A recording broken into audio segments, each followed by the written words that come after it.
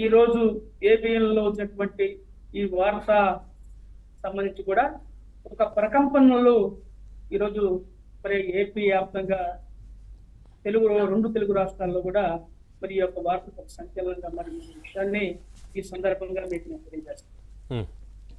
అయితే షర్మిలమ్మ గారిని ఓడించడం కోసం ఈరోజు ముఖ్యమంత్రి జగన్మోహన్ రెడ్డి గారు కానివ్వండి, అక్కడ సిట్టింగ్ ఎంపీగా ఉన్నటువంటి అవినాష్ రెడ్డి గారు కానివ్వండి, మరి తీవ్రమైనటువంటి ప్రయత్నాలు చేసినటువంటి విషయం మనం చాలా స్పష్టంగా చూసాం.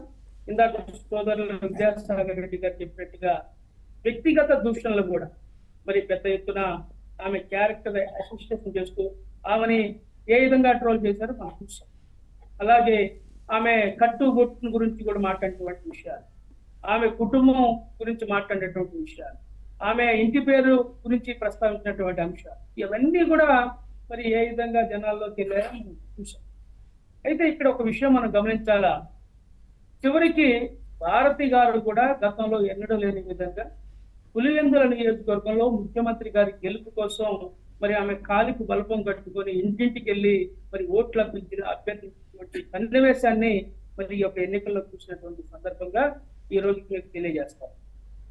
అయితే ఇందాక పెద్దలు ఉప్పాల లక్ష్మణ్ గారు చెప్పినట్లుగా రాజకీయాల్లో ఏమైనా జరగవచ్చు అనేటువంటి అంశాన్ని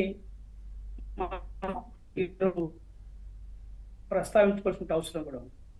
ఈ యొక్క వ్యక్తిగత స్వార్థం కోసం ఎవరిటైనా పోయినా సరే ఈ పడవ మునిగిపోతా ఉంది, నేను ఒడ్డుకు చేరాలన్నటువంటి ఒక తపనతోటి మరి ఏదైనా ప్రయత్నాలు జరిగాయో జరగలేదనేది మనం ఒకసారి విశ్లేషణ చేసుకోవాల్సినటువంటి అవసరం కూడా ఉంది. ప్రధానంగా మనం గమనించినట్లయితే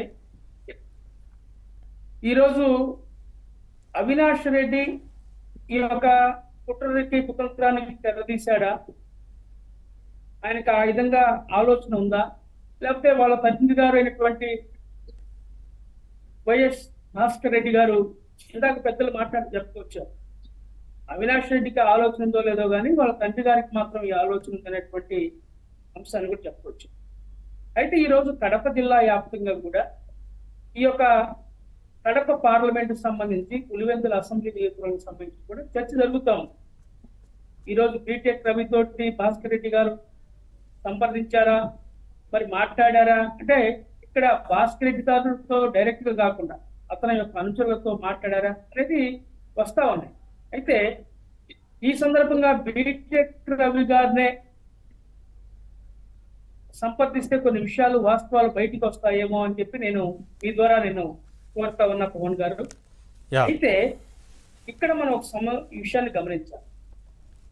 వైఎస్ వివేకానంద రెడ్డి గారు చనిపోయిన తర్వాత పులివెందుల రాజకీయం ఒక రకంగా, before YS Vivekananda Reddy, after YS Vivekananda Reddy, ఈ రెండు విషయాన్ని మనం ఒకసారి పులివెందుల నియోజకవర్గంలో గమనించినట్లయితే ఆ రోజు రాజశేఖర రెడ్డి గారు, రాజారెడ్డి గారు వాళ్ళ హయాం నుంచి పులివెందుల మరి ఏ విధంగా ఏకచక్రాధిపత్యంగా కొనసాగింది, మరి తర్వాత వివేకానంద రెడ్డి గారు అక్కడ లోకల్ గా ఉండి ఒక పెద్దరికం అయినటువంటి పెద్దన్న పాత్ర తీసుకొని ఆ యొక్క పులివెందుల నియోజకవర్గంలోనే ఉంటూ ప్రజల సమస్యలు పరిష్కరిస్తూ ప్రజానాయకుడుగా ఉండి వైఎస్ యొక్క కుటుంబం యొక్క గౌరవాన్ని పరపతిని కాపాడుకుంటూ వచ్చినటువంటి వ్యక్తి వివేకానంద రెడ్డి.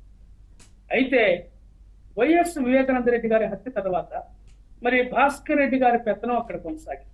వైఎస్ అవినాష్ రెడ్డి గారి కుటుంబం పూర్తి స్థాయిలో, ఒక మాటలో చెప్పాలంటే ఈరోజు పులివెందుల నియోజకవర్గంలో జగన్మోహన్ రెడ్డి గారు కేవలం కీలు బొమ్మగా మారిపోయినటువంటి పరిస్థితి. ఎందుకు చెప్తున్నానంటే